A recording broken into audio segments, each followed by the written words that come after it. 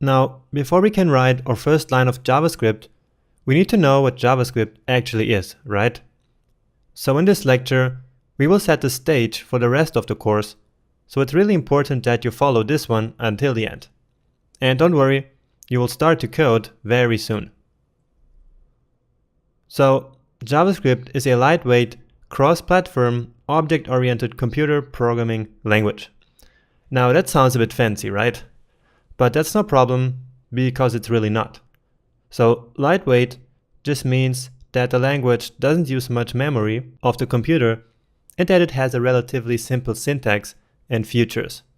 Cross-platform just means that the language can be used on multiple platforms and systems.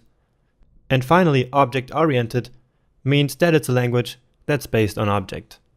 And we will explore all of that throughout the course. Now, together with HTML and CSS, JavaScript is one of the 3 core technologies of web development. So this means that JavaScript is most commonly used as a part of web pages, but it's also used in environments that are not based on the web. But in this course, we will obviously focus only on the web. So on the web, JavaScript was traditionally only used in the browser environment, which means that it's only a client-side language. However, more lately, thanks to new technology called Node.js, which you might have heard of, developers have been able to use JavaScript on the server side as well, making it interact with databases and files on servers. But that is a whole big topic for itself, and we will not cover it in this course. So as I said in the beginning, this course covers the JavaScript language itself and how to use it in the browser, which is the more traditional way. So, summarizing, JavaScript is what made modern web development possible. It allows us to add dynamics and interactivity to more simple websites, but it also allows us to develop complex modern web apps that we can interact with, and that almost feel like the apps that we use on our computers or phones every single day.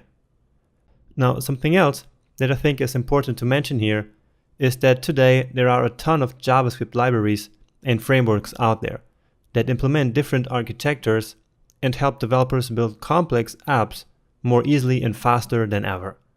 And I'm talking about libraries like jQuery or frameworks like AngularJS or React that are very popular, and that's just to name a few. But they all are just based on JavaScript, and so before using them, developers need to be really good at JavaScript. They need to really understand it. And that is exactly where this course wants to help you. Alright, so where does JavaScript fit in the development of websites or web apps, together with HTML and CSS? I'm sure that you already know that HTML is responsible for holding the content of a web page, right? And CSS is responsible for styling this content and handling the layout. So we say that CSS is for presentation. Now, JavaScript is the programming language that allows us to add dynamics into the picture, like dynamic effects, manipulation of the content or CSS, and much more. Another way to easily visualize the role of each technology, we can put them in terms of nouns, adjectives, and verbs. And here, the HTML does the nouns, like saying that the P element is a paragraph. So paragraph is the noun. The CSS then is the adjective, because it describes the noun, like saying the paragraph text is red. So there's the adjective.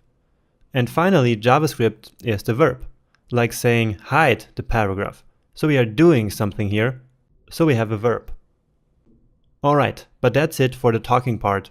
Now let's finally move on to your very first coding lecture, where we'll get you started with JavaScript and write our first line of code.